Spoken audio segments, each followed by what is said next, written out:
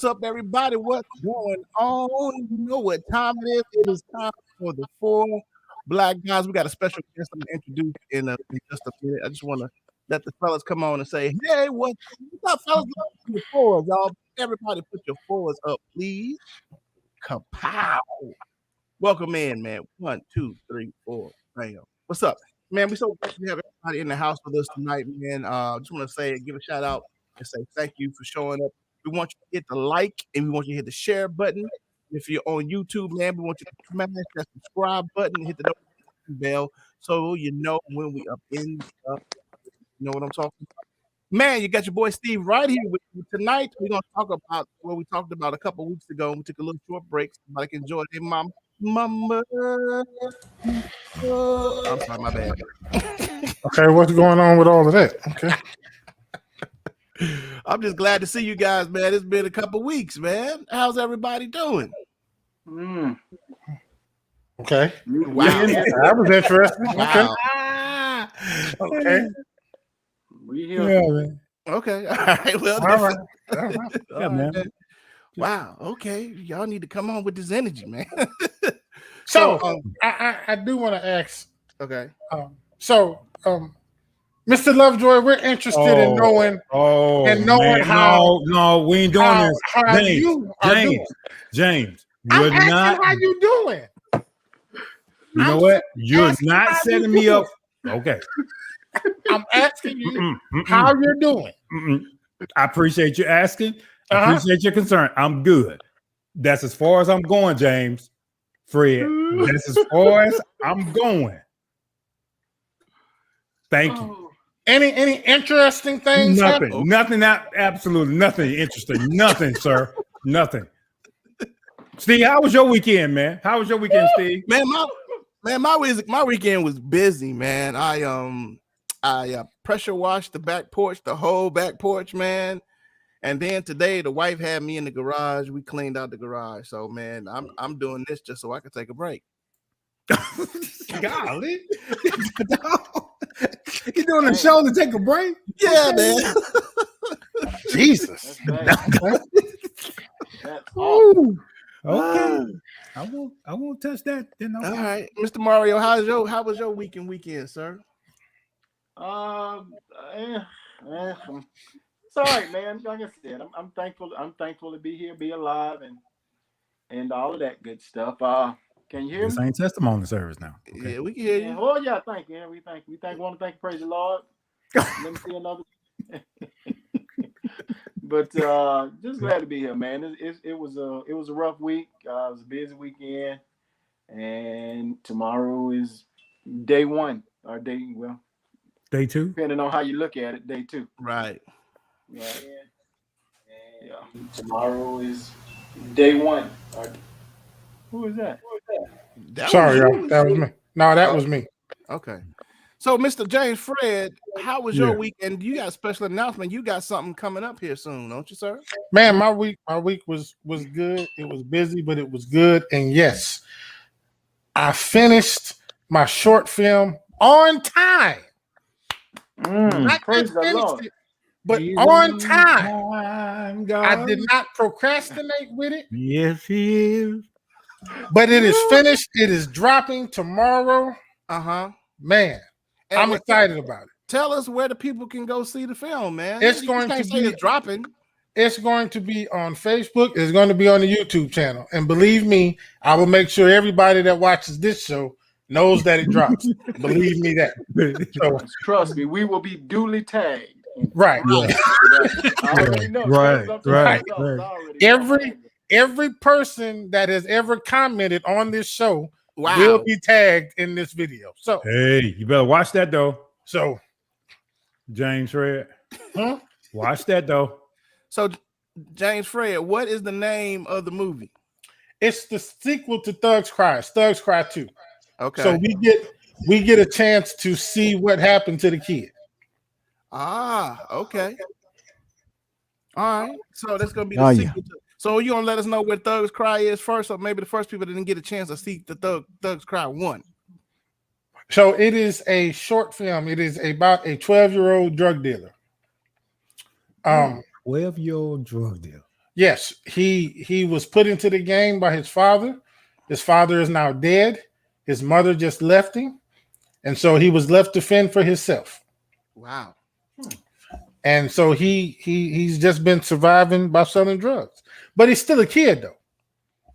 Okay. He's still At a the end kid. of the day, he's still a kid. Still a kid. Still wants to be a kid. Doesn't want to live that life, but he doesn't know how else to survive. So where can we see Thug 1?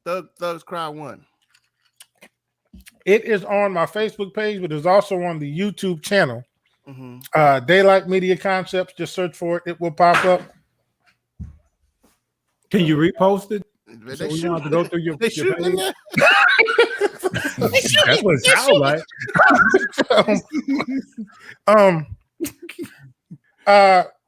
Steve, you the host. You can throw it up there, man. Throw the YouTube link up there. Okay. All right. I'll see if I can find it. Yeah, throw the link up there. But yeah, man, I'm excited about this one. And I am directing a feature-length film that is going to be shot here in Birmingham.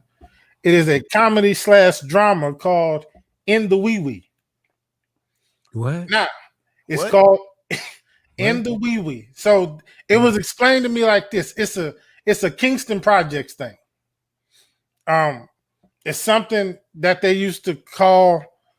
I can't even really explain to you, but if you old school Kingston Projects, then you know what it is. Okay. So, but man, I'm Central City. I don't know nothing about that.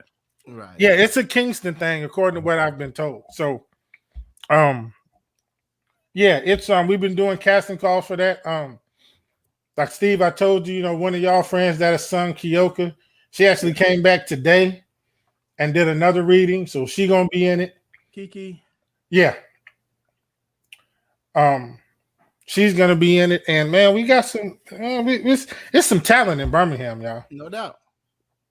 For real. Hey, Like Mario, this. you I'll mute muted, your mic, Mario. Mario. You muted, bro.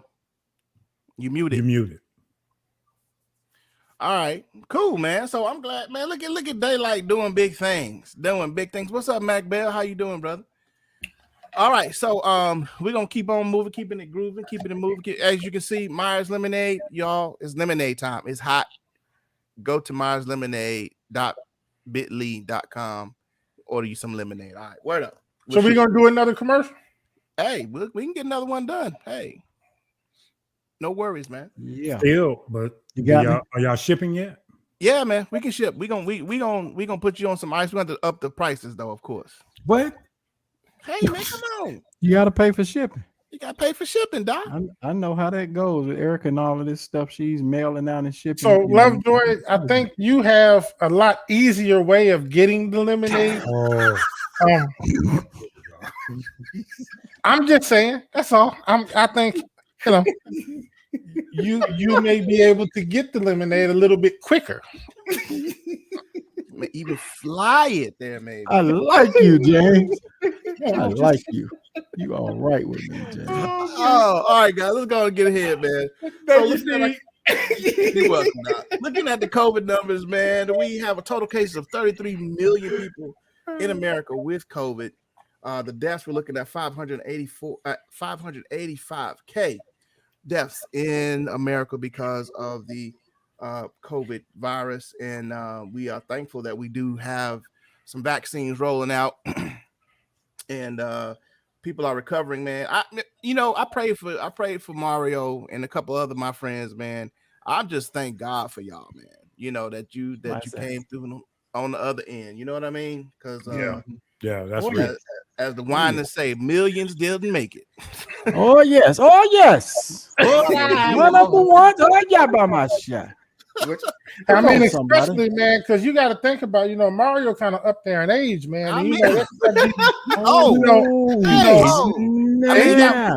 1 foot in the nursing home, right? So this thing was really strong on elderly folk, man. So what is going on with James today? It was really. I mean, y'all. James hot and Steve is right there behind James. James throwing out left hooks and Steve will jump in every now and then and stick it. What's up, man? I'm just calling it like I see it, man. I was real glad Mario recovered from that. Yeah, really glad. It was. I'm glad. I'm grateful that my brother recovered, man. Right before we get started, guys, we're gonna talk about is the U.S. a racist country?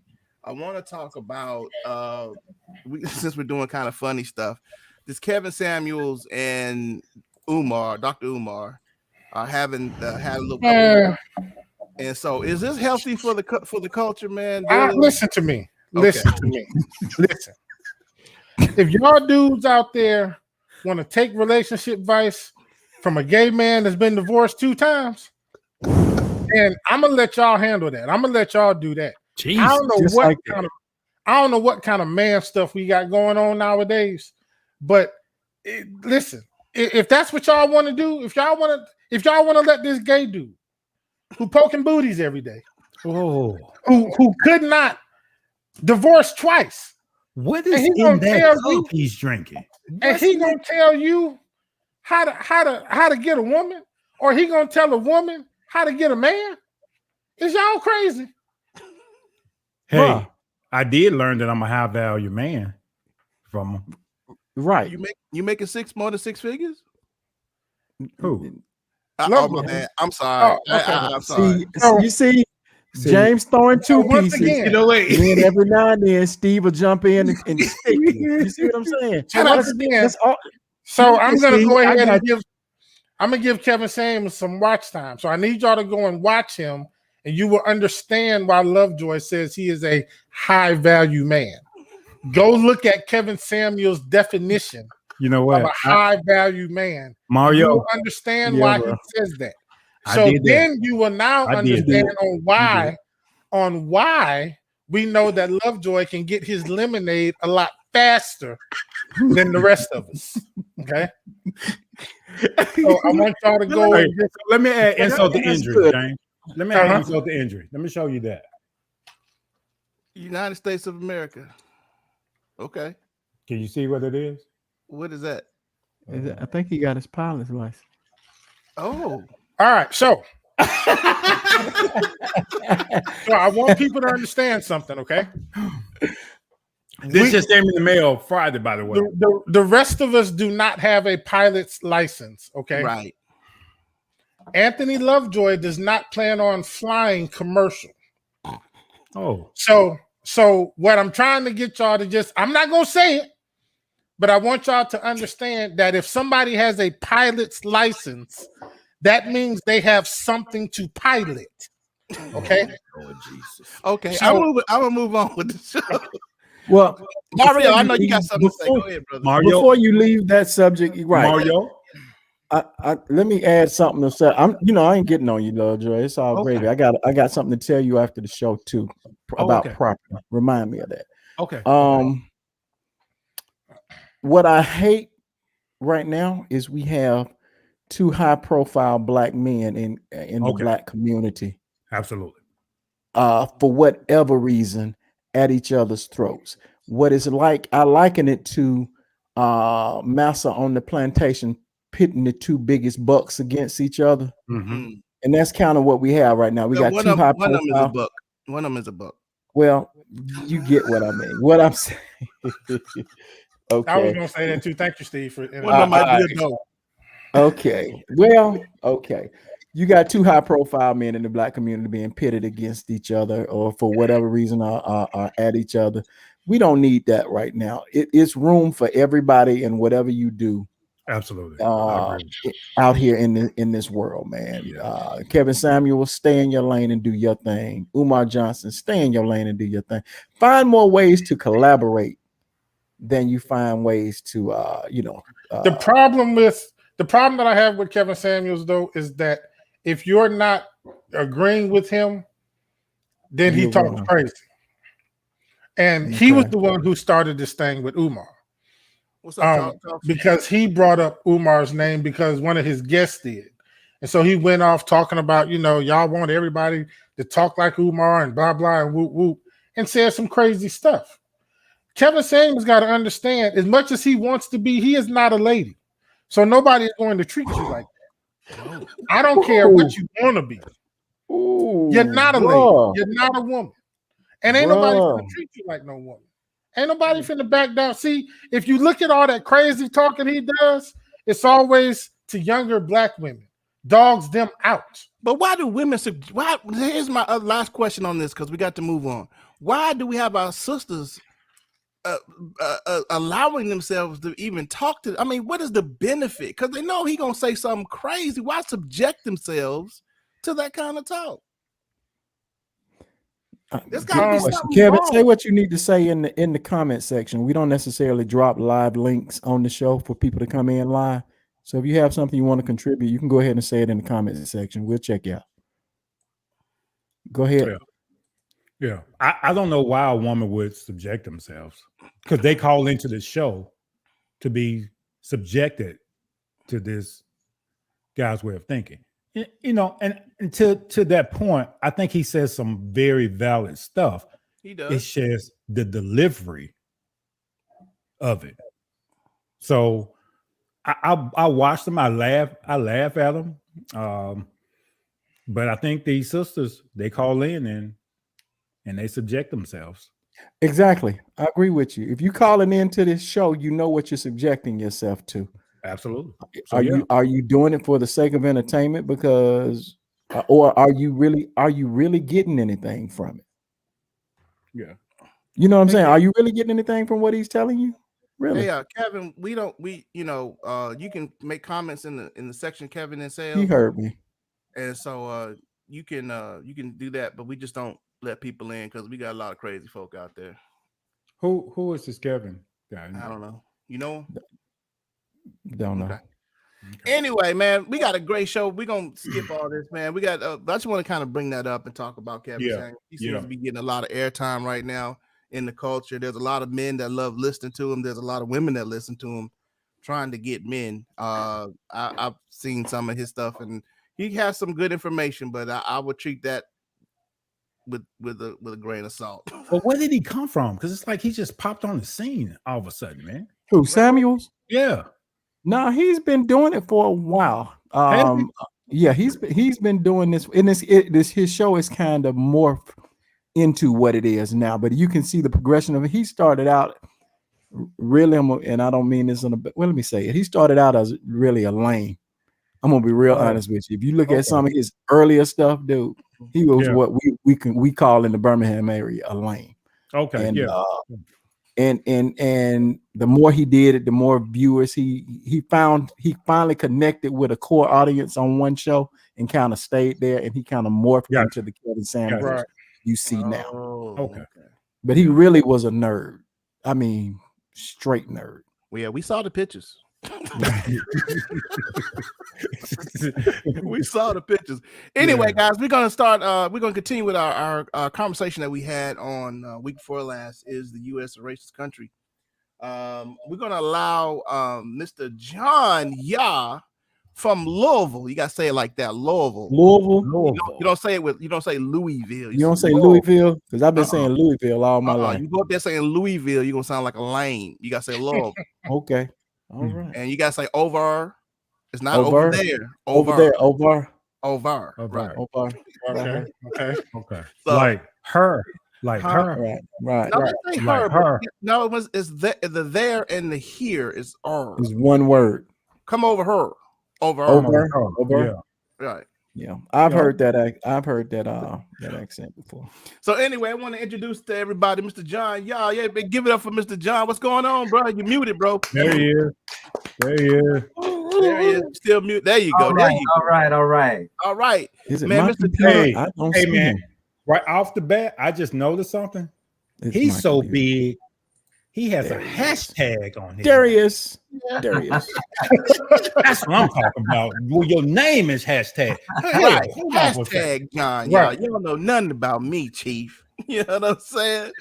But John, will you do me a favor, man, and introduce yourself to our listeners? We know that, well, I know that you are on a radio broadcast in Louisville, and I think there's another podcast that you're on. But if you can go ahead and introduce yourself, let us know who you are, what you do, what you get down in. First, I want to thank y'all for having me on, man. I appreciate you, brothers, and I appreciate y'all show. I watched the last couple of y'all shows, and I was very in tune about the racism and the black on black crime, which I knew that with that said, I could build with y'all on those subjects. So yeah, my name is John Yah. I am the owner of a BB2Me trading company here in Louisville, Kentucky. I'm also have a podcast that we do called The Tipping Point Radio, which is here on LOU, and we also have it on Facebook. I'm also starting the Esoteric Podcast coming out the 25th with Dr. Akmal. We're doing a series on health, men's health, concerning the livers and the different organs. And so we're going to be popping it off with him very soon. Yeah, that's all Man, right. there you go. Okay, So what platform is that podcast going to be on? It's going to be on YouTube and Facebook. Awesome. So guys, man, we were talking about last week, is the US a racist country? A question that I thought of, and I'm sure millions of y'all thought so when you saw Tim Scott do the response to Biden State of the Union speech, and he said that the United States was not a racist country. Of course, then when I heard that, I did a double take at the TV and say, what the are you talking about? And so I had to go look up the definition of racism, just so that, you know, I won't be off, because a lot of people think that the United States is not a racist country. And because we often get confused with racism, gets confused with bigotry, gets confused with hatred, it gets confused with all these other words. So I wanted to look at the definition of racism and see if the United States of America falls within the category of racism. I'm going to read it one more time. The definitions, and I want you guys to get this because I want to be fair. You know what I mean? I want to be fair. So racism is prejudice, discrimination, or antagonism by an individual, a community, or an institution against a person or people on the bias of their membership in a particular race or ethnic group, typically one that is a minority or marginalized. I'm going to read that one more time, and I'm going to read it real slow for the people in the back.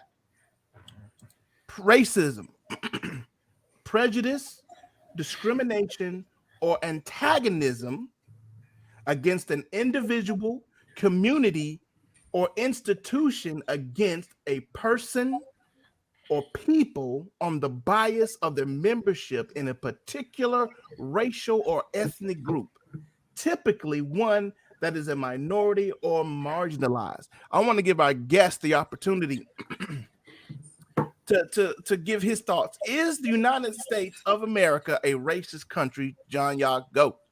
Well, you know, that is a question that has a lot of layers to it. Okay.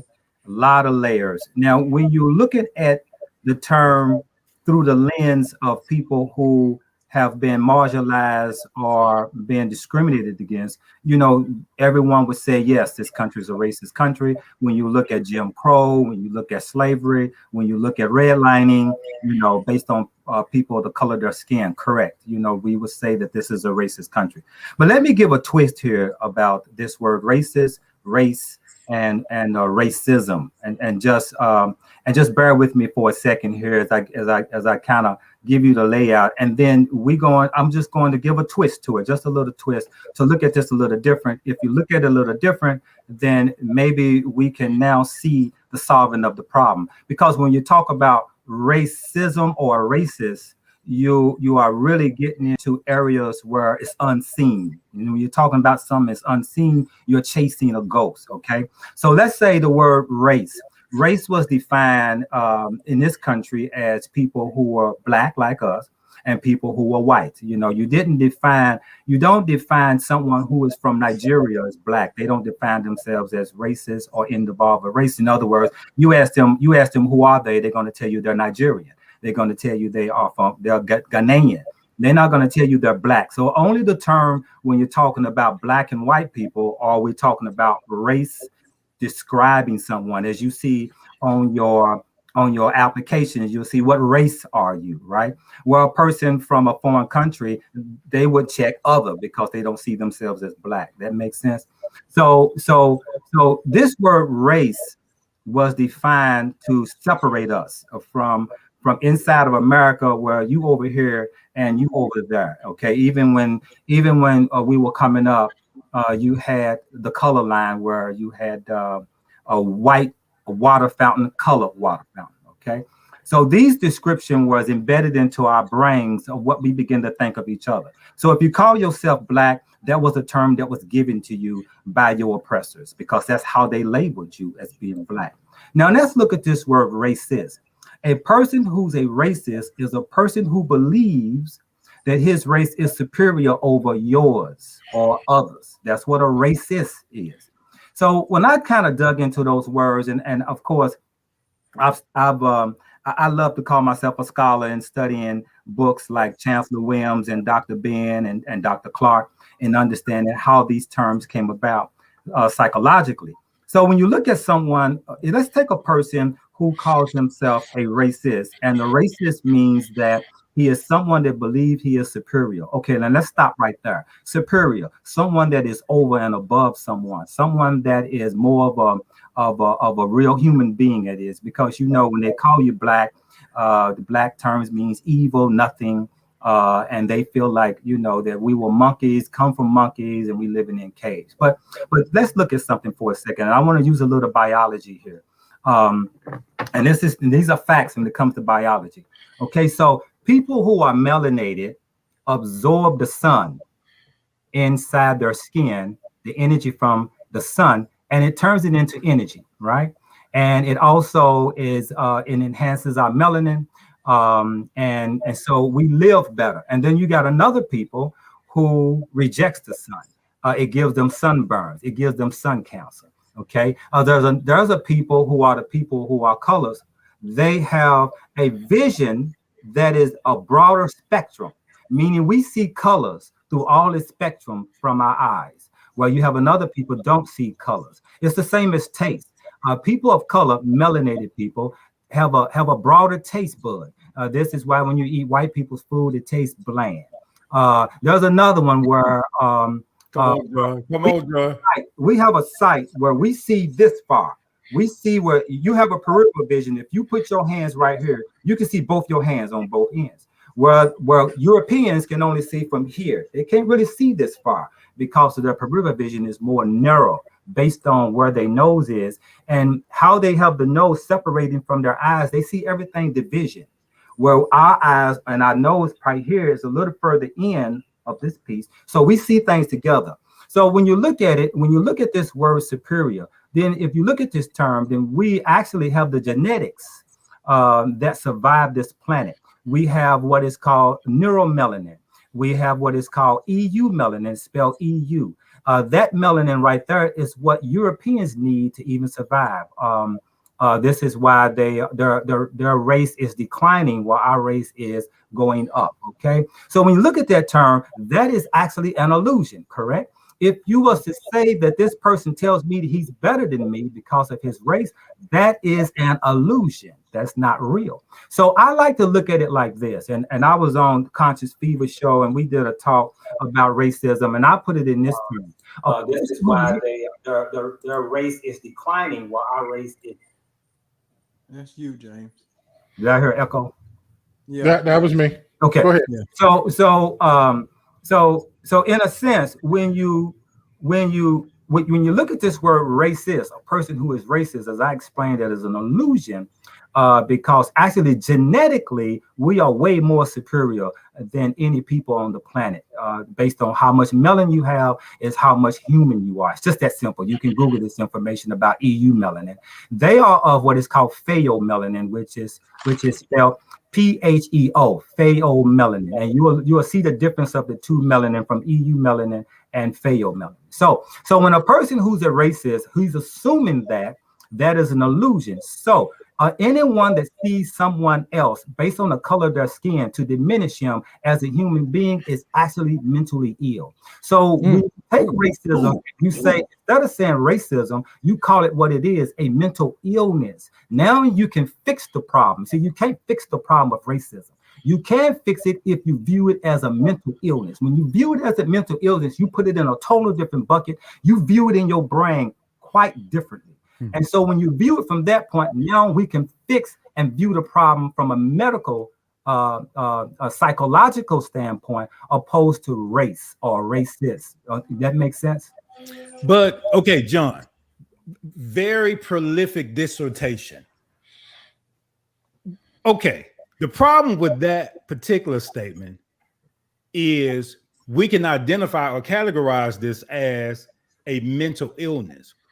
But a person who's in that field, the person who's having the challenge has to want to change a situation, their situation, whether it's mentally or emotionally. If they don't, we can provide all the answers in the world. But if the person is not willing to first accept the fact that they have some mental challenges, there we go. It's asinine. And I think you broke it down. Yes, he did. To the science. But what do we do? And I'm gonna say this to paraphrase what you said. What do we do as the superior race? Because they have cognizance in their mind that they are the superior race, which is a mental illness. How do we approach this newfound information? How do we approach this? Great question. Great question. So I like to do this. I like to, and I teach this, of course, on our show. I like to look at it like this. We have, and I'm gonna give you a story, but I'm gonna tell you like this. What these things are distractions. And these understandings are so much of a distraction that it creates a stress hormone called survival, right? And when you have activated the stress hormone, you don't produce nothing new. You don't create nothing new. Because why? The survival stress hormone is kicked in. So what we need to do as a people, we need to remove ourselves from the thinking process, because why? A lot of information has been uploaded into our subconscious. And so we walk based on that. In other words, there's nothing we can do to fix what a person thinks, even if a person has a mental illness and he doesn't admit he has a mental illness. Mental illness, the bottom line of mental illness from a psychology and a psychologist point of view is one who has a problem defining that which is reality from fantasy. And so you can describe it in anyone. You can describe it, the disorder, in someone who has a male biology, or he has male's testicles, he has male's function, but his brain sees him as something else. That is a form of mental illness, because there's a disconnect from his brain, from his body. That makes sense. So sometimes you can't fix that, but what I like to do is take away the focus. I don't like focusing on racism and race. Why is that? Because in the universe, there's an abundance. And if you are distracted from the abundance of you being able to achieve the great things that you want to achieve in life. So I'm like this. You can have two choices. If you had two doors, one of the doors is that you can live the life you have, or you can live the life you want. What would you choose? When I do this study, most people choose the life that they have and not the life that they want. And when I question that, I say within, what do you want to see in life? What is it that you want? Do you have any ambition? Do you ever want to go anywhere? Do you ever want to do something? That is what you want. So imagine this. See, I don't imagine racism. I don't imagine there is nothing out here that can stop me from achieving. Once I begin to put that in my face, then it's a blockage, because exactly where you are right now is based on a whole chemical compound that is made up of your head that you are actually put together, that you actually see in front of you right now. So if you believe in racism, everywhere you turn on the TV, there's going to be racism. Everywhere you look, you're going to see racism. And in everything you come against as someone that don't like you based on the color of your skin, the first thing you're going to say is that person's racist. And that right there is a mental block that causes a stress hormone that keeps you from going any further. I believe that the concept, just like when you hear someone say something that is racist, and there's a trigger for Black people, right? And if you can trigger Black people to begin to feel like they got to defend themselves or defend that issue, you have created a stress hormone in that person, and that person is now stuck in the same realm circling. I've learned this concept over the years. This is how I was able to build my business and understand how my brain works, was based on what was uploaded into my subconscious, knowingly and unknowingly. I understood this in marketing. Why you see billboards on the highway, billions of dollars are spent on billboard. Why is that? When you're supposed to be paying attention to the road. Because in the subconscious mind sees everything while you're paying attention to the road. This is why it's important to turn off the television. Don't let the commercial run while you're not paying attention to it. Because while the subconscious mind picked that information up and it actually plays it in your life. If a person who has let's say for instance you drunk a Coca-Cola, you have a Coca-Cola or a Pepsi, because all of these things have what is called IP, intellectual property. And while you are unconsciously driving down the road and you seeing these signs, here come a Coca-Cola sign. You don't see it, but your subconscious sees it. Chances are, when you pull off on the side of that road, you're going to get you a Coca-Cola. This is how it works. If you studied back in the 30s and the 50s, I believe, they stopped what was called subliminal messages being played inside of movies. Why? Because you were sitting in a movie and you didn't see it, but your subconscious saw it. It may be a pop-up of popcorn real quick in your face, or Coca-Cola real quick in your face. Next thing you know, you're getting up and you're going to get you a Coca-Cola. So we got to understand what has been done to us psychologically. And if we don't address that part, then we're going to continue going into the cycle. So I don't like even addressing racism in the point, because it's a trigger mode that triggers Black people. Once you see a police killing a Black person, we're triggered. We will go out and march. We'll make a lot of noise. But when somebody Black kill someone Black, it's no big noise about it, because it doesn't trigger something that they have already placed into our subconscious. Yeah. Okay. Well, damn. I'm trying to see how I can still pose my question, because I understand what you're saying, John, but a lot of what Black people are triggered, and a lot of people, what they experience in life, as far as being held back from jobs, as far as not getting loans, as far as the groundwork of, or not say the groundwork, but just the, I'm gonna say it like this, just the reality of what people face. They are facing actual pushback. They're facing institutions. They're facing forces in their lives that they can't say, well, I understand that this is a metaphysical manifestation that I need to ignore to move forward. But how does that person that secretary right now that knows she's being held back, or that person that goes into a bank that has everything they have together, that business owner, how do we tell them, well, don't think about it? You know what I'm saying? Yes, I do. Exactly. Here's the thing, and let me put it like this. Okay, so it's based on your awareness. It's what are you aware of right now today? There are people who are aware of how many people died in COVID, how many Black people have been killed, how many been killed by police officers. There are people who are aware of the deaths that are out there. Some people are aware of the discrimination. There are some people who are aware of that, right? And then there are some people who are aware of how many millionaires that was made last year. There are some people that are aware of how much this world has an abundance for you. So in other words, if you see an obstacle, why call it racist? I give you an example. Can a white person not like you because of your attitude? And just like we cannot like someone else because of their attitude or the way they wear in their pants or whatever the case may be. But if you view someone who held you back or didn't give you that job as racism, that is in your subconscious mind. Okay, so let me push back right there, John, if you don't mind. Let me push back. Go ahead. So now you're taking the juxtaposition that this white person, I'm just using this as an analogy. Right. You're taking the position that this white person don't like me because of my attitude. But what if we change the scenario? What if I approach a situation and this white person don't like me because of the way that they've been trained? Okay. Or their mental. am I then supposed to dismiss the thought? And because they were trained a certain way, I was trained a certain way, that I always have to be guarded, right? Because of the color of my skin. And I'm guilty by my presence, not my attitude or my intellect. I'm guilty by the color of my skin. How do you navigate through that? Because you just said if a person, and I want to understand this. Mhm.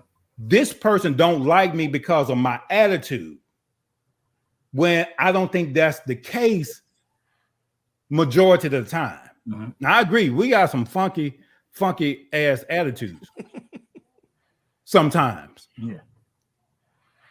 And not to enable our people, but sometimes don't, not that it's justified, but when I've already been trained a certain way, that's my mindset. And I understand what you're saying. Yeah. Well, how do you deal with when the person of another community comes up and they've already prejudged me based off exterior rather than interior? It's not so much as what they did, it's what you thought of what they did, and what the reason you put it in. I like to put it like this: take nothing personal and make no assumptions. When you make an assumption, it is based on information that's been already uploaded into your brain, and you assume that the reason that they hate you or dislike you. What I'm saying is that in this dimension, in this life, you have a choice. You can choose whatever you want, and whatever you put your mind to is what the universe brings you. Okay. So in other words, if you stay stuck on someone not liking you for whatever reason, it can stop you from progressing in your life. So let me give you a story, and I want y'all to build with me on this story here. It's a very interesting story, and it's a true fact. I'm also writing about this story in my book.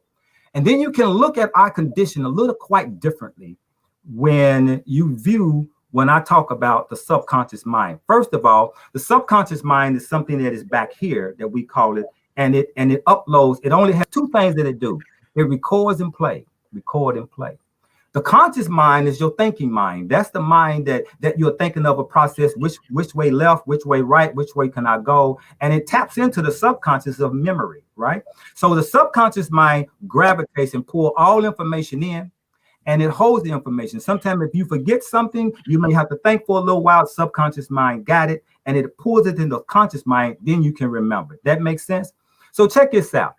When I was a little boy, 3, 4, 5 years old, I used to stay up with my father late at night. After till the TV went off. I'm 60 now, so I don't know if y'all remember when the TV would just go shh, right?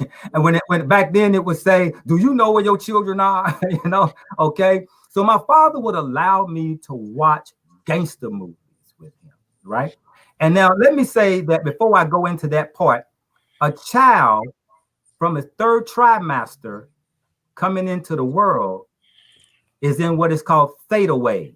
Theta wave is another word for it. It's called hypnosis. This is why a child could learn many languages into their subconscious mind and later grow up to speak a lot of languages because it was uploaded into their brain before they were 7. After 7 years old, the child has to have repetitive information in order to remember it. So my father would allow me to watch gangster movies, Humphrey Bogart, James Cagney, murder, robbery, kidnapping, swindling, right? So when my father died when I was 13, within a year of my father's death, I began to play out all of those remedies. And even my mother would say, "What's wrong with you, boy?" My brother became a police officer, and my sister became a business owner. My little sister was a school teacher or teaching information, and so I was the only one went the wrong way. So follow me here. So I was in and out of juvenile detention over and over. I continued to gravitate towards people based on my subconscious mind was putting in front of me, because I began to unknowingly work out the situation that was put into my subconscious mind that I didn't know. I discovered this around 2012. So by 26 years old, by 26, I was in prison facing the death penalty for a capital murder case. I mean, I kid you not, everything was played out. So while I was in prison, I studied law, right? And I was incarcerated. I was placed into what is called solitary confinement based on a racial right. While in solitary confinement, I only had a 6th grade education. I couldn't really read or write, so I wasn't reading any books or anything. So I started imagining that I was a lawyer because I became fascinated with the system. So I started studying in the prison system law, but I was at night while in this solitary confinement, imagining that I was a lawyer filing motions behind the courts in judges' chambers. Hey, right? John, I don't want to get too far off our subject at hand, and we appreciate your no, but if you follow me here, you'll see where I'm going. I'm going. Okay, but we let you talk for 20 minutes straight, and so we want to make sure that we stay on point. And I'm not trying to insult you, but right. what we want to deal with, and we want our audience to know is those that have experience, and that's the reason we invited you. We thought you have some very, very, very valid points. What we want to deal with here is all of the craziness that's going. And I understand manifestation. I understand as a man thinketh in his heart, so he said, I understand all that. I'm where I am because of how I viewed myself. Right. Mm-hmm. That's the reason I am where I am Right. in life. However, there's something, I don't like to do this too often, but I'm going to do it in this particular sense. Jesus says something to his disciples. He says, in this life, you're going to have some problems. He says, but however, take heart. I've overcome the world. Good. So now what I do, you guys could do too. But he acknowledged the issue at hand, that we were going to have some issues. I'm saying as a black man, there's some issues that I face, and it would be unintelligent for me not to acknowledge the issues that I've dealt with in my life. Not that I'm trying to play the victim. However, if something has happened to me, John, don't you agree that we should at least address the issues? Because we don't address the issues, we can never move forward. And I like your analogy as far as the mental illness and all of the breakdown of that. But I think and I'm not Steve, so I just want to make sure we turn it back to that what we was talking about. Is there a real issue of racism in America? There is a real issue of mental illness in America. Okay. A real issue of mental illness. A real issue of mental illness in America. And we suck into it. Okay. So let me give you an example of our condition. When people just came out of slavery, within 100 years, they had towns and they had their own cities all across America. Yes. Right out of slavery. How did they do that? And how come we can't do it now? Right? Because right now we're talking about subconscious uploads. When Jim Crow came, we began to rebuild all over again our Black Wall Streets, right? Mm-hmm. But then when we got angry because either the white people attacked us, we tore up our own stuff. Where did that come from? Where did the self-hate come from to where we started hating ourselves? We're still going back to the subconscious mind of what we was uploaded unknowingly. That's my point, right? Sure. So regardless of how you put it, we're still talking about what has been uploaded into our subconscious mind and how we acted out. So again, you mentioned about Jesus and a person going through something, but what did he say? How did he put that at the end of how you see things? Yeah, absolutely. That's my point. Just because someone says they didn't like you, why would you allow that to put a brick wall in front of you and it stops you from living the life that you are here to live? You are here to enjoy. That's my point. So in essence, we have to change how we view it in order to you said we are stunted basically by by the stress hormone being kicked in. And if I'm paraphrasing. Yes. So basically, we have to change how we view what's happening to us. We have to change how we react to React. Okay. Yeah. Okay. So we have to look at it differently. And it's all psychology. Once you start seeing it differently, I don't view things as racism, so it's not in my face. I don't. There's no job that I want that I was denied because I built my own business. So I don't see racism that way. I don't see nobody denying me a bank. I don't see nobody denying me a tax ID. I don't see nobody denying me my credit. I don't see nobody denying me when I do business in China, when I do business in Taiwan. I don't see nobody denying me when I deliver my products to over my 400 accounts. So in other words, if I was turned down from a store, the first thing don't come to my mind is, well, they didn't want my products because I'm black. I don't perceive it that way. That makes sense. So what I'm saying is based off on what you see. If you see racism, that is true to you. It doesn't mean it's true to everyone. And that's the problem. We're not a monolithical people. It's based on how you was raised and the information that was uploaded into your subconscious mind that is playing right now in your life. So you're saying we're not a monolithic? No, we're not a monolithic people. We all don't think the same. Yeah, we have different mindsets. One lithic language. Yeah. I think that's our problem, though. Yeah. John. We're not monolithic.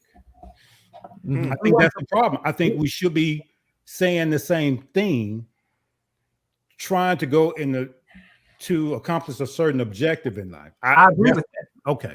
I agree with that. I agree with the fact that in this country, we should have one thought, trying to do one thing, pool our resources together so we don't have to beg and ask nobody for nothing. I agree with that. Okay. I'm with you now, John. I'm with you now. I'm with you now. I believe that wholeheartedly. Yeah, I do. Yeah, we spend most of the show. What we want to do is encourage our people to start taking what we have, taking it back, as far as having our own, owning our own, creating wealth on our own, so we won't have to depend on a certain system. James Fred, did you have any questions and or other thoughts? So yeah, I've been soaking in everything the brother's been saying. So my thing is this. Everything that you're saying is true, but I think the problem is that the people on the other side don't view it the same way. So when if we are to look at it as a mental illness, that may be okay for some. But as you said, your experience isn't the same as somebody else's. So some people have had certain issues put in front of them. And not even just because they looked at it as racism, so it caused the block. It was racism thrown at them. It was put right there. So it's harder. Excuse me. It's harder for that person to view it other than that. Now, I'm a firm believer that racism doesn't stop us from doing anything. Now, that I'm a firm believer of. And I've always taught my kids that you may face it, but that doesn't give you an excuse to not do what you want to do. Okay. But for some people, and I just had to come to the realization, for some people, it's not like that for them. For whatever reason, for whatever has gone on in their life, from however they were taught. For some people, it is, I've hit this roadblock, or these people are stopping me from doing something. I've seen white people try to do the same thing and it worked for them, and it's not for me. So to that person, can we just simply tell them to don't view it as racism, view it as a mental illness, or do we have to deal with it on that level? Because I think it can be easy to just say it's a mental illness, and therefore it can be fixed. But again, like was said earlier, they gotta want it to be fixed. And if they don't want it to be fixed, then what's the next step from there? How do you help that person that's got that block? What do you And to add to what James just said, do we excuse their behavior? Do we Right. give them a pass because we labeled it as a mental? Steve, you muted. Yeah, You muted. I like that, Lovejoy, because what we've always talked about is that to deal with racism, the onus is not on us.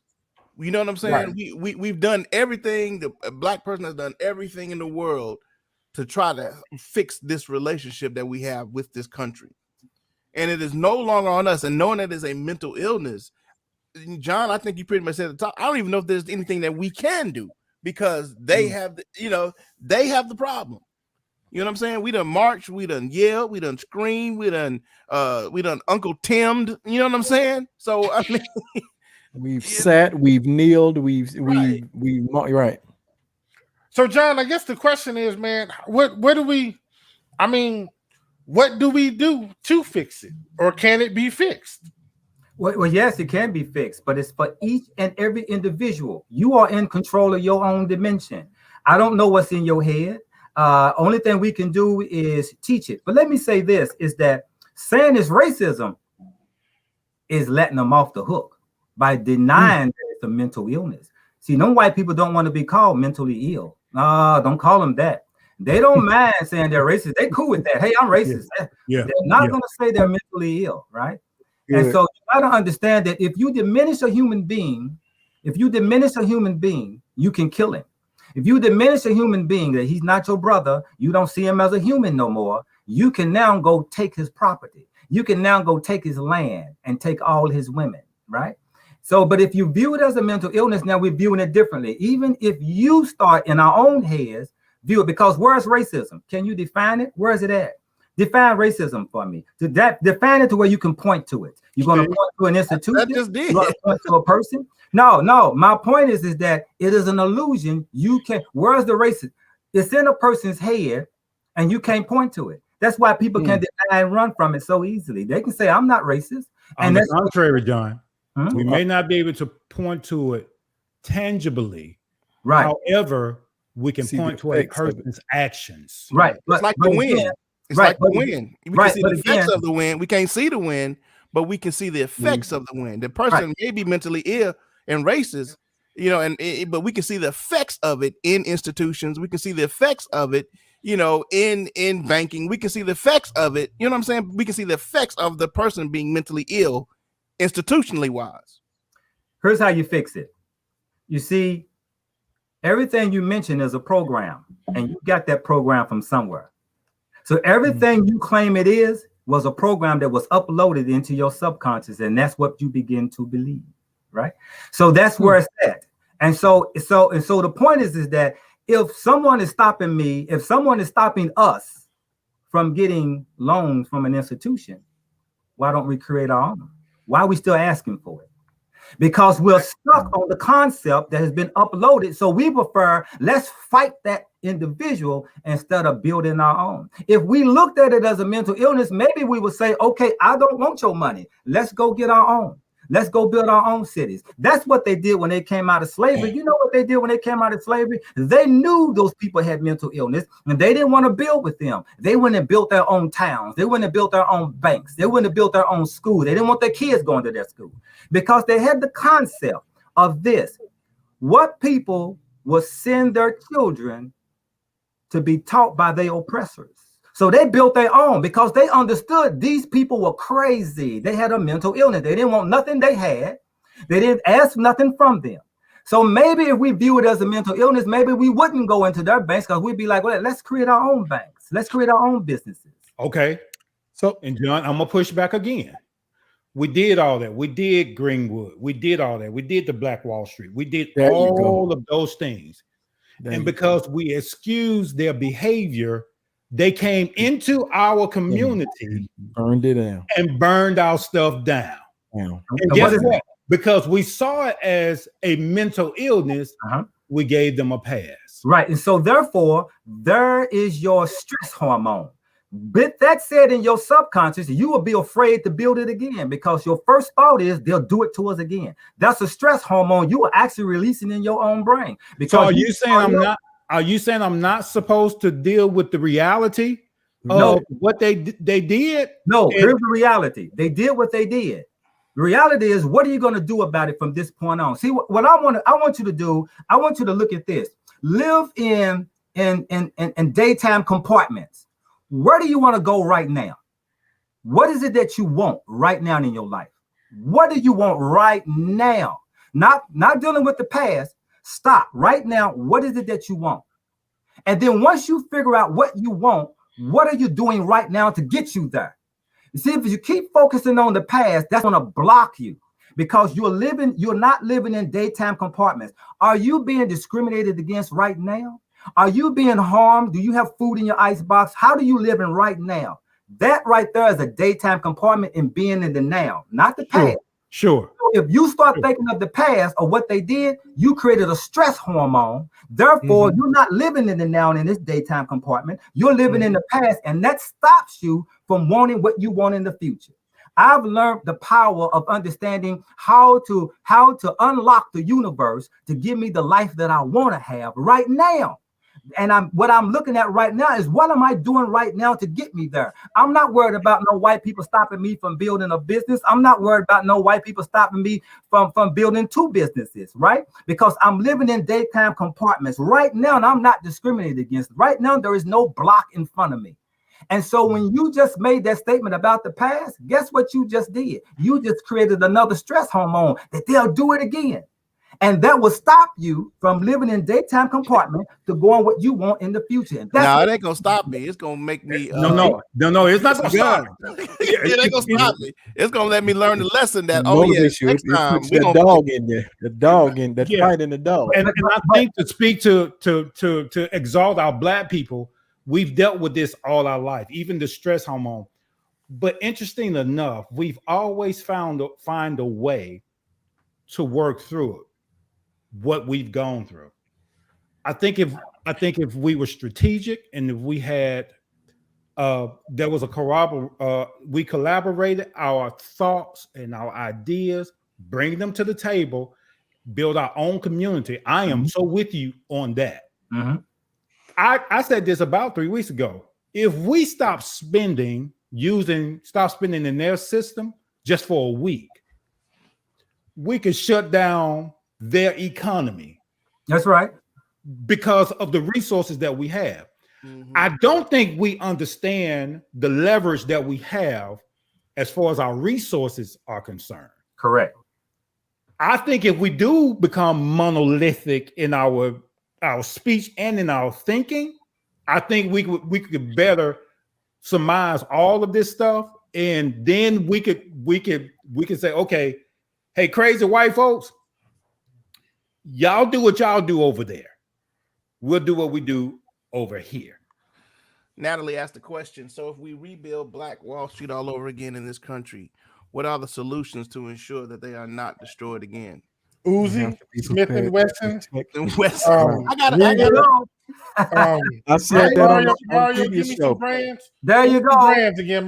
We have to be prepared to protect what we build. And here's here's the other thing.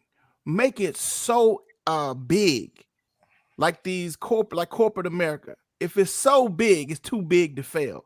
That they have to come to us, and that we have to make sure that it survives, so that they you know what I mean. Just make it so big that they can't do without it. And that's kind of goes back into, if we stop spending our money in their system, they gotta come to us and say, hey, please spend money, please spend money with us. You know what I'm saying? That's how you ensure it. It's not only going to be violence, but it's also got to be smart. Agreed. It has to be strategic. And I agree with you, John, I think we have to come together. We have to be of one mind. We have to want to build. And we can't look at our people as the enemy. We have to be strategic. I mean, I agree with everything that you said. I do. However, when a black man starts trying to tell a white man, and maybe I'm doing it right now, creating this stress hormone. When a black man tells a white man, you are mentally challenged, How do you think that's going to go over? I don't know if that white man is really gonna care or get it. Or get it. Remember the conversation I told you I had with a coworker, and I'm going to cut it short, but I asked him a few questions about some things. I'm not going to go into detail, but long story short, his answer to the questions that I asked were idiotic. They didn't make sense in anybody's world, to a thinking person, to a normal thinking person. But it falls in line with what John just said. There's mental illness there. We call it, I see it as racism. You said it's a mental illness. It is a mental illness because to make the statements that he made to me on what he said, it can't be anything but mental illness. You understand what I'm saying? Steve, I had the conversation with you. Loved you. I think I had the conversation with you. Yeah. But well, mental he just illness. had talking points. And when he just had talking points, when you had told me about it. It's like a lot of these white people, man. Some white people, they just okay. So y'all just leave me out the loop. But go ahead, Steve. Okay, short version of it. Movie, I was having a conversation with the white coworker, and the part of this conversation was we had a conversation about, he was on a talking point about abortion and why he's against it, and I said that I don't care what a woman does with her body, that has nothing to do with me. I said, so you tell me you rather have the woman have a baby that she can't take care of, and I'm speaking about a black woman, have a baby that she can't take care of for whatever reason. That baby then at some point gets put into the system, then is a victim of all of the things that this country throws at it: racism, police brutality, and then gets put in the prison industrial system, and now becomes money for the system. You'd rather have all of that happen versus an abortion. I said, so let me ask you this question: was he a Christian? So it's okay with you for the police to beat us, white people to kill us, and all of this other stuff. All of that's okay. Yeah. And his short answer, I know this sounds crazy, but his short answer was yeah.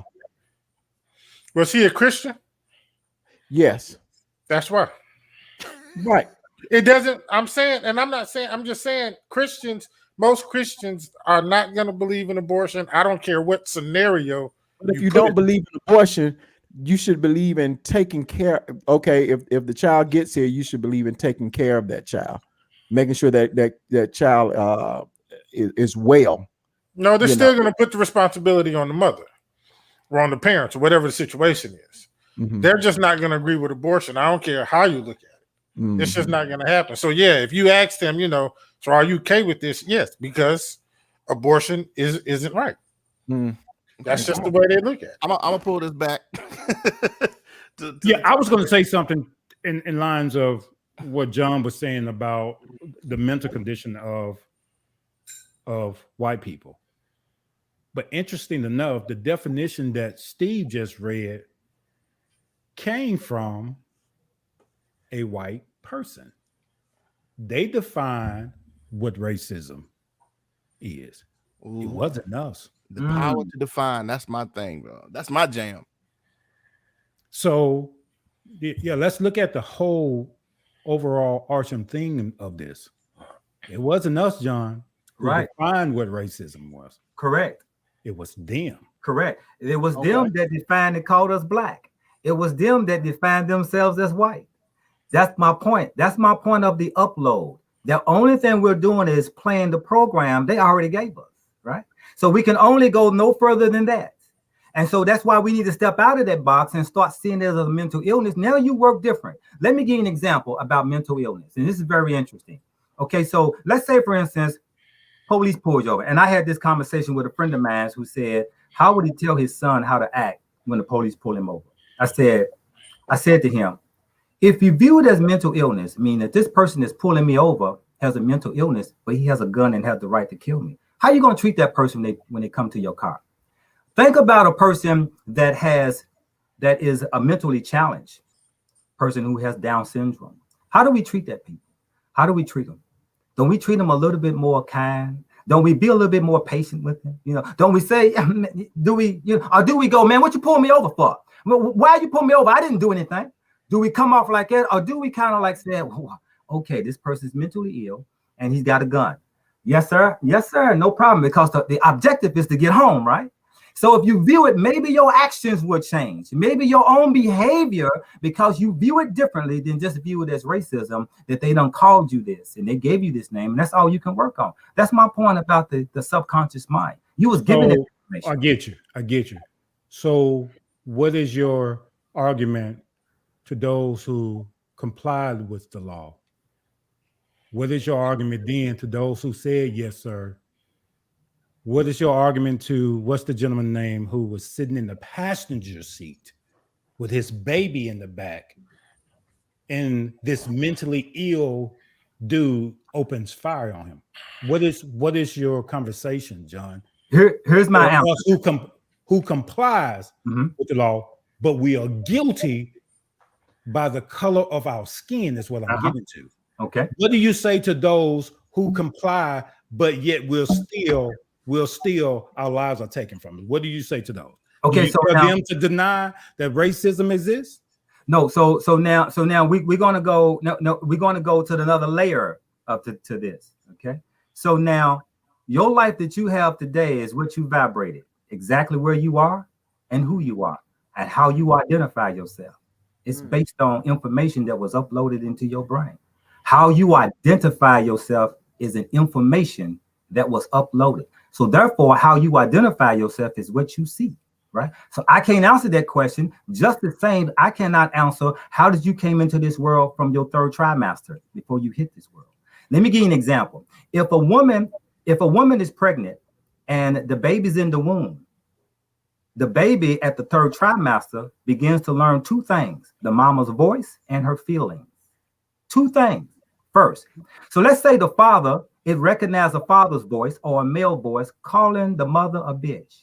When it calls the mother a bitch, it hears the sound and knows the word, but then it's recognized the mama's feelings. So every time he calls her a bitch, the child begins to feel what the mama feels. Child come into this world grown up and can carry the same feeling that the mama gave it when it hears the word bitch. How do you explain? That's neuroscience. How do you explain that? So no, you can't explain it. So I cannot explain what a person have in their subconscious mind that brought them to that condition. I will tell you this, as you all know, nothing happens without a reason behind it. So you can't answer what was in their mind that put them in that situation, nor can I answer the situation itself. That's my point. And this is neuroscience. Okay. Steve? Okay. I don't know. I understand the answer. I don't know if I necessarily totally agree with it, but we're gonna move forward. We got 13 minutes after. Any closing thoughts, John? I thoroughly enjoyed you, bro. I really have, man. We're gonna have you back on the show. Since you're the guest, I'm gonna let you have the first closing thought. Well, okay, so again, we're living in a world of abundance, and there's abundance everywhere. And based on what you think is what you bring into your existence, right? And so you can have whatever you want in life based on where you put your mind. What are your thoughts of most of the time of the day? So you have to ask yourself, what are you thinking about most of the time of the day? That's what you bring into your life. So you can't change no one else's thinking, because you can't get into other people's head and where that information come from. You have to learn how to turn off that television. You have to learn how to turn off that music that's playing subliminal messages to you, right? Into your brain, that's making you think a certain way. Just like I explained about the billboards. Billions of dollars are being spilled on billboard and marketing because they're trying to plant something in your subconscious mind. I use it in my marketing in my business, right? To plant something in someone's head in their subconscious mind that they will not forget. So the point is that if you understand what information is and where it comes from, maybe you can change the condition of the people if you can teach them that if they change their mind, they change their concept and what you're thinking all day long.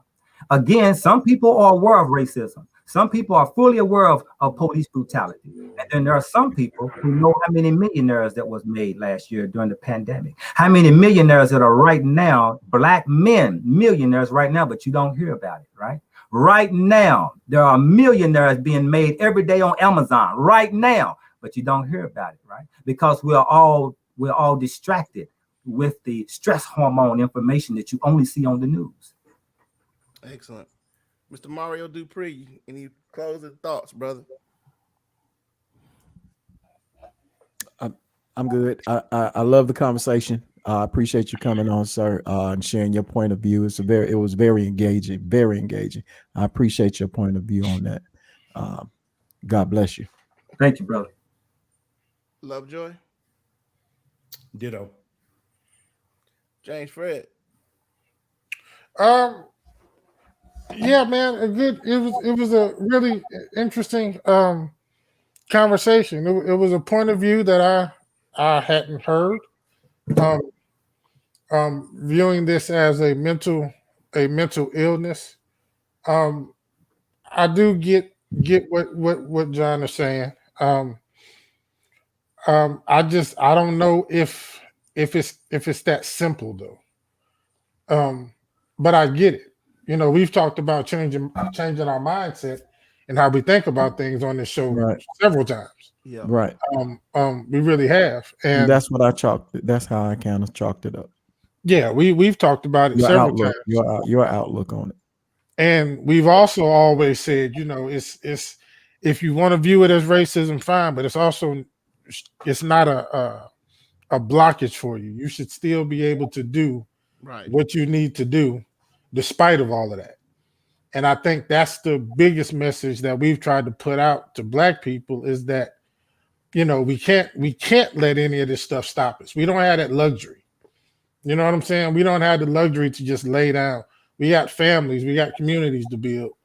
We don't, if we lay down, and let me tell you, if we lay down, the world stops. Right. So, we don't have that luxury. So I think we just got to keep pushing through this stuff, man, and keep just, you know, stay focused. Stay focused on what it is you want to do and what you need to do, and just do it. I'm interested in hearing Steve's perspective on this, because normally, Steve, you have an interpretation or a viewpoint that sometimes we miss.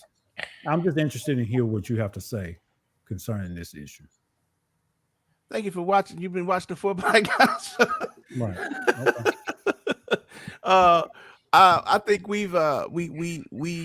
I thoroughly enjoyed John and that perspective of mental illness. I mean, I've never in that concept, which goes a long way into that the onus. It goes back to my thinking that we don't have the onus to fix it. It's on them to fix their issues. Is the U.S. a racist country? My answer is yes. It always has been. Matter of fact, it was Louisville, Kentucky. I experienced my first quote unquote mental illness issue as a little boy, maybe Kingston's age, 7, 8 years old. I'm in the pool at Plantation. I think you know where Plantation is, John. It's the swimming pool in Louisville. Plantation. It's the closest big pool that we had. I went in there to, go get in the pool. Went there by myself. I got in. They got out. You muddied up the water, man. And you light skinned. I was thinking, wait a minute. Well, maybe it's time for us to get out. Maybe it's a break. I got out. They got back in. I got back in. They got out. I'm just saying, it was Louisville, Kentucky that taught me that, little black boy, little brown boy, we don't really want you here. So I got up and I went back home. So, there's some mental illness that they have to deal with. And then there's some onuses on us to deal with it and how we going to deal with it. And I think, John, you're right in some aspects that we need to get our act together and take back what belongs to us and provide for ourselves and how we think about it. This definitely needs to happen. Thank you so much, bro. I appreciate you. Like I said, we're going to have you back on. We're going to continue this conversation. Now, I will say, John, next time you go to Taiwan, I want to roll with you. I want to go over there and see what's happening, man. I need to take me a vacation. Next time you go over there, man, hit us up. I need to roll. No, I've never been. Oh, okay. You just do business. I I got you. just do business with companies Business in in Taiwan and China. He's I a got you. business Okay, I man. got you. He's a business man. Okay, I understand that. I thought maybe he was traveling over there. I want to roll. That's all. Shoot. Do you need me to take you, James? Oh, Well, see, that's see, now gonna you be my poked the next bear. statement. You poked the bear that time. See, you jumped the gun on me on that. I'm I was sorry. gonna. I can resist that one, man. Okay, all right. See, you did that yourself. I did, man. I really Everybody did. put your Understand? phones up, please. Hold on, Steve. What? Lovejoy, hold that up one more time. Hold up your new license for us one more time. I just want to. I put them up. You put them up? Yeah. Okay. All right, before we go, everybody, here is the site to go check out the new movie by Daylight Yes. Productions. Go check out tomorrow. It is dropping. What's the name of it again? When Thugs Cry? Thugs Cry 2. That's the second one. You can watch the first one, is already up there. The second one will be on there tomorrow afternoon sometime. All right, so you can go see Thugs Cry 2. Everybody put your fours up, please. We about to dip. We want to thank you guys. John, thank you so much, bro. We will see y'all on next week. Peace. Peace.